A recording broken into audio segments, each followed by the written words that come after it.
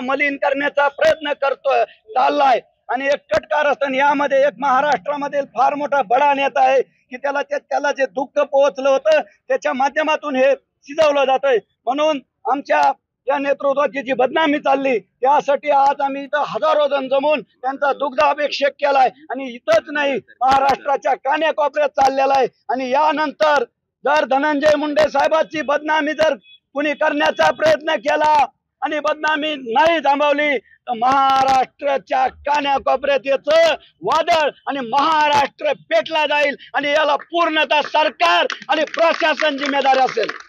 मलिन करण्याचा प्रयत्न करतोय चाललाय आणि एक कट कारस्थान यामध्ये एक महाराष्ट्रामधील फार मोठा बडा नेता आहे की त्याला जे दुःख पोहोचलं होतं त्याच्या माध्यमातून हे शिजवलं जातंय। म्हणून आमच्या या नेतृत्वाची जी बदनामी चालली त्यासाठी आज आम्ही इथं हजारो जण जमून त्यांचा दुग्धाभिषेक केलाय आणि इथंच नाही महाराष्ट्राच्या कान्याकोपऱ्यात चाललेला आहे। आणि यानंतर जर धनंजय मुंडे साहेबांची बदनामी जर कुणी करण्याचा प्रयत्न केला आणि बदनामी नाही थांबवली तर महाराष्ट्राच्या कान्याकोपऱ्यात याचं वादळ आणि महाराष्ट्र पेटला जाईल आणि याला पूर्णतः सरकार आणि प्रशासन जिम्मेदार